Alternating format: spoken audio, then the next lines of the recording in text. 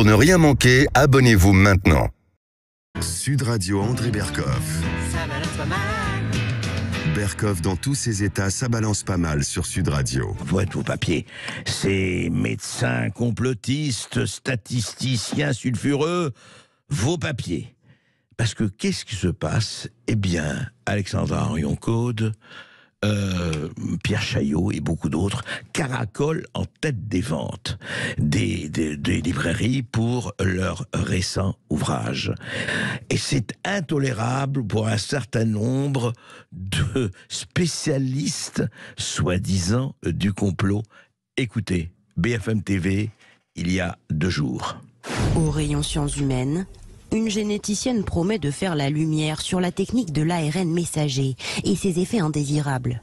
Un peu plus loin, un statisticien entend démontrer en 480 pages que les chiffres des pouvoirs publics sur la mortalité liée au Covid sont tronqués. 2 livres contestés par la communauté scientifique, qui caracole pourtant en tête des ventes sur les sites de la Fnac ou Amazon. Alors, Pierre Chaillot, bonjour. Bonjour André Berkoff. Vous êtes ce statisticien sulfureux qui caracole en tête des ventes et dit, la journaliste de BFM TV, vous êtes contesté par la communauté scientifique. Donc la communauté scientifique dans son entièreté conteste le statisticien que vous êtes ? Eh bien, écoutez, j'en ai pas vent. J'aimerais bien qu'on me dise qui sont cette communauté scientifique, qui me conteste et dans quel cadre. Okay. Pour l'instant, j'ai eu surtout des fact-checkers sur le dos, des journalistes sans aucune formation scientifique qui sont permis de tenir certains propos, ou même Le Parisien qui a fait intervenir 3 personnes pour critiquer des parties de mon livre, 3 personnes qui ont des conflits d'intérêts évidents avec ce qui s'est passé. Donc j'attends d'avoir un débat neutre, des gens qui viennent me dire sur des points sur lesquels ils ne sont pas d'accord et sur lesquels je puisse répondre, c'est-à-dire voilà un vrai débat avec des gens bien identifiés et avec lesquels on pourrait discuter. Ça, j'ai aucun problème. Pour l'instant, ça n'arrive pas. Alors justement, ce qui est quand même assez hallucinant, vous avez reçu pour votre livre que je trouvais, je suis pas le seul remarquable, puisque des dizaines de milliers de personnes l'ont acheté et l'ont lu. Ce qui est extraordinaire, c'est que alors on ne peut plus discuter. Vous êtes statisticien, vous avez travaillé pendant 2 ans sur comparer les chiffres, etc., sur des données précises. Et alors voilà, on ne dit rien. Ah, parce que vous ne correspondez pas à la pensée dominante, donc il faut vous écarter, c'est ça, il faut vous mettre le sceau de la famille, c'est ça, Pierre Chaillot ?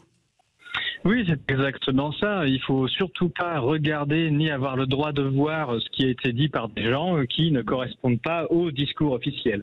Il y a une pensée unique officielle avec un joli tampon validé par l'État, le gouvernement, les médias, et tout le reste, il faut le faire taire.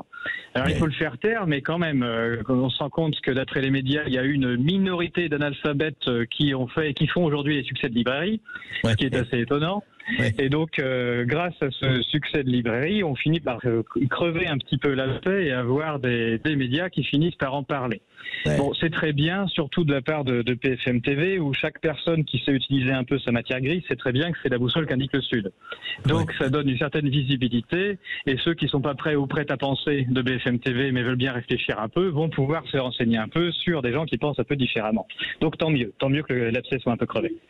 Oui, eh bien écoutez, en tout cas cet abcès, vous avez contribué à le crever et on va en reparler avec vous et avec d'autres sur le fait que justement la communauté scientifique, vous en faites partie, vous êtes un certain nombre à en faire partie et il faut arrêter cette espèce d'apartheid de la pensée qui est encore pire que les autres. Merci Pierre Chaillot.